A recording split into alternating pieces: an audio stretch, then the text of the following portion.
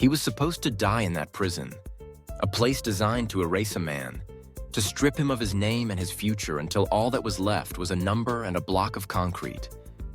But a single piece of paper, a fragile, yellowed page torn from a Bible and hidden in the wall of his cell for 50 years, carried a divine message, a single verse that would ignite a chain of events so improbable, so miraculous, that it could only be understood as God's plan. This is the story of how a man, sentenced to oblivion, found a word of hope hidden in the darkness, and how that single word became a key that unlocked his prison doors and set him free. His name was Marcus, and the life he had known was over. Sentenced to life without the possibility of parole, he was swallowed by the monolithic walls of the state penitentiary. The world shrank to the size of his 6-by-9-foot cell. The sounds of his life were replaced by the clang of steel doors, the distant, angry shouts, and the suffocating silence of lonely nights. The air itself was thick with hopelessness, the smell of disinfectant and regret. He was a man buried alive, and his faith, once a cornerstone of his life, had crumbled into dust. He felt abandoned by the world, and worse, he felt abandoned by God. What was the point of prayer when the verdict was forever? The years bled into one another, a monotonous gray river of time. Marcus grew older, his body weaker, his spirit worn down to a nub.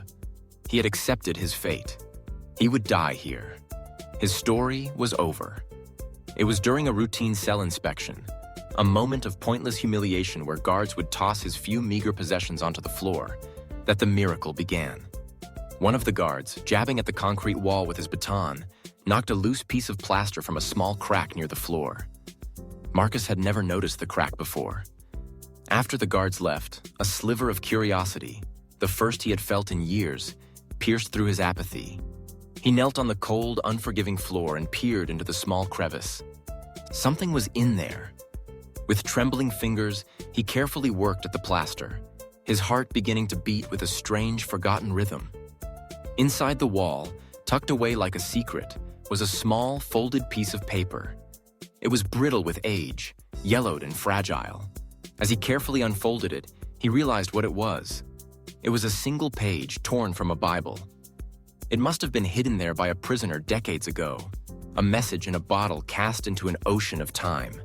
The page was from the Gospel of Matthew. One verse, in particular, seemed to rise off the page, not just as text, but as a living, breathing thing. It was Matthew 19:26.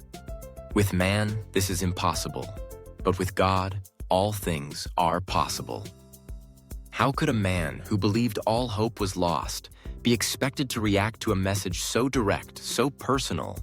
It felt as though the very walls were speaking to him. Marcus read the verse again and again. For the first time in over 20 years, he felt something other than despair. It was a tiny, fragile spark, but it was there. The words were a direct challenge to his hopelessness. His situation was impossible from a human perspective. The legal system was finished with him. But the verse presented another reality, another court of appeals. The feeling in that cell shifted.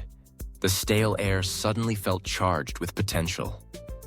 He held the ancient, fragile piece of paper as if it were a priceless diamond. It was more than paper. It was a sign, a direct communication across time from a long-forgotten soul to his. It was a divine message, planted in that wall 50 years ago, waiting for the one prisoner who needed to find it at the exact moment his last ember of hope was about to die. That single verse changed everything. It didn't magically unlock his cell door, but it unlocked his heart. Marcus began to pray again, not for his freedom, but for strength, for purpose. He started a small Bible study group in the prison, using that single, tattered page as their only scripture. He shared the message of hope with other men who were just as lost as he had been. He became a beacon of light in the darkest of places. He had found a new purpose. If he was to die in this prison, he would not die alone in the dark. He would bring as many men as he could into the light with him. But God's plan was bigger than that. A young, idealistic lawyer from a faith-based legal aid group heard about Marcus's Bible study. She heard about the legendary scrap of paper that had transformed the prison's most cynical and hardened inmates. Intrigued, she visited him. She was moved by his story, by his quiet dignity and his unwavering faith in the face of an impossible sentence. She wasn't planning on taking his case. His file was sealed, the conviction ironclad. It was, from a legal standpoint, impossible. But those words, the same words that had ignited Marcus's soul, began to work on her heart as well. With God, all things are possible. She felt a divine nudge, an undeniable calling to at least look at his case file, a file that hadn't been opened in decades. What she found was a miracle in itself. Buried deep in the archives, she discovered evidence that had been withheld by the prosecution at his original trial.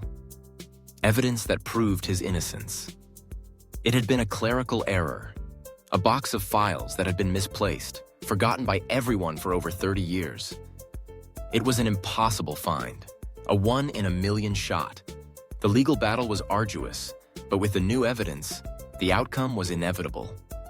A judge, stunned by the miscarriage of justice, overturned Marcus's conviction and ordered his immediate release.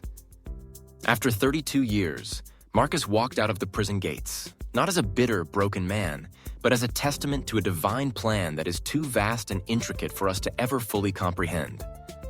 The single page from the Bible, hidden in a wall for half a century, was not a coincidence. It was a divine appointment.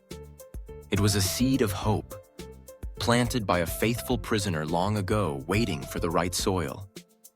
It was a message that had to travel through 50 years of silence to reach the one man who needed it most.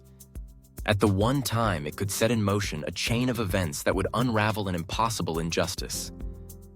This is the awesome, mysterious power of God's plan. It operates on a timeline that is not our own. It weaves together the lives of strangers across generations. It can hide a key inside a prison wall and wait patiently for 50 years for the right person to find it.